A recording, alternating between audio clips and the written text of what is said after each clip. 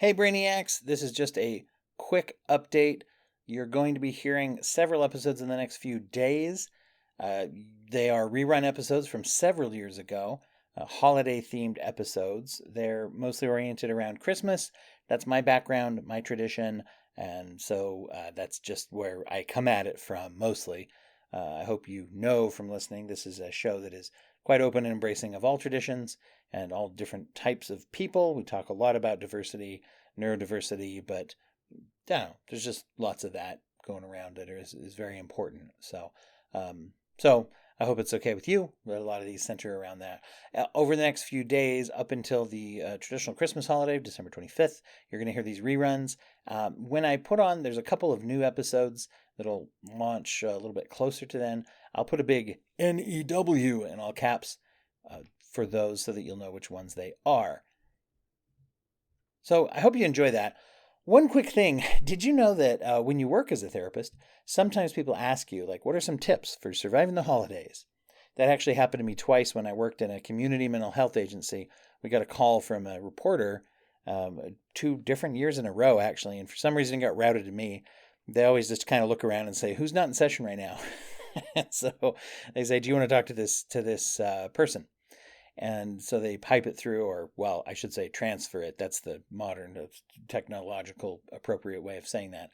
And just answering a few questions. And as with all therapy and mental health services, it's not always real easy to boil down what you do in therapy to a few tips, but it was interesting to share a couple things. And I think you'll find that you see these all over the place. These tips are essentially lower and dismiss as much as you can your expectations. Think about what you want to do today to celebrate your holiday and this year to celebrate your holiday. The interesting thing is traditions and nostalgia can give us comfort, but particularly for a certain type of us who may have some ADHD sprinkled in, or like myself, I have ADHD, at least the symptoms. My primary diagnosis is bipolar disorder. And so for me, that can be dangerous to get overly invested in repetition at all cost of traditions and feeling like I'm letting everyone down if we don't do the exact things. So it's not that compromise and sharing expectations or sharing traditions isn't good, but as much as possible, it's great if you and your family, your partner, whoever is around you, if everybody can kind of agree to relax a little bit. If you feel like having a cookie night, have a cookie night. Just do it. But don't worry if you don't, if you've done one in the last 3 years. Don't let things get on top of you. The holidays are a creation of people. I mean, we decide, hey, let's have a holiday around this time. That's one of the reasons why there's so many shared traditions. It's one of the reasons why there's so many pre-Christian practices that were adopted into Christmas. One of the reasons that we have so many of those is because we decided as a group. I mean, hell, figure out, a couple times a year, at least around where I live, we decide to change the time a whole hour. We're like, it's not 3 a.m. anymore, it's 2 a.m. Okay, everybody good? No? Arizona? Okay, fine. Do what you want.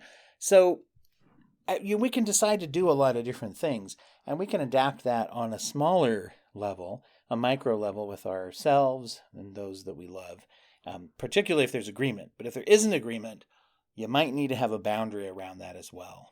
So there's a Instagram and TikToker named Connor DeWolf who talks a lot about neurodiversity, autism spectrum, and ADHD thinking in particular, as those are his diagnoses. And I really I'd suggest you go check him out and follow. But he has a phrase that he likes to kick around called chase the dopamine or follow the dopamine.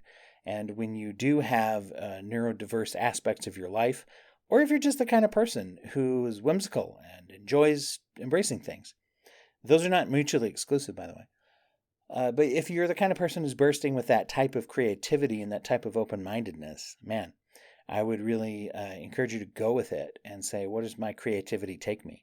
What do I do to celebrate my holiday and this time of year? Or what do I not do? And that's also okay. However you feel is how you feel. It's a very complicated time, and it's not always just happy for everybody, and that's okay too. So I hope over the next few days you enjoy these holiday-themed kind of episodes. I'm kind of excited to bring to you some, interviewed some people who actually made a holiday-themed movie, non-traditional holiday-themed movie, and also Chris Revel and Brie Poe and I are on talking about a Christmas special as kind of is our tradition, but you'll get to hear several of those if you tune into the reruns. I hope that it becomes, a happy thing, a fun thing, and of course, part of your beloved holiday traditions. All that stuff I said about expectations, that, get rid of that when it comes to listening to The Broken Brain as part of your holiday. You have to do that. Come on, let's be honest here. And I will mention this just this one time, and then I'm not going to mention it for any of the holiday episodes. If you'd like to be part of the show, especially moving forward into 2022, and you'd like to help out, a couple ways you can do that. You can go to patreon.com/brokenbrain if you're in a position to make a recurring few bucks donation every month.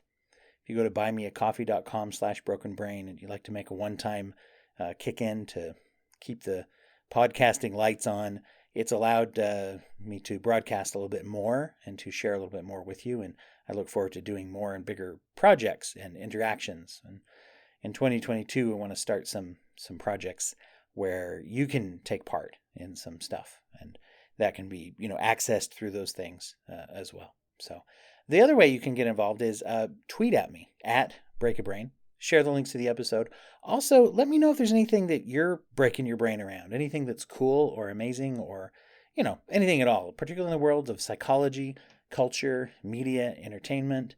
You know the kinds of things that we like to talk about here. So nominate a guest, be a guest. If you want to, reach out to me. I am open to hear from you. Thanks so much for listening. It really means a lot that there are people who find something and get something out of this. A few of you have reached out to me over the years, and I really appreciate the kind words that you've said. And I just hope that this can be something that you enjoy and maybe even a little bit helpful. So happy holidays, happy seasonal time, and whatever it is that you do with this time of year, I hope that it's something pleasant and fun.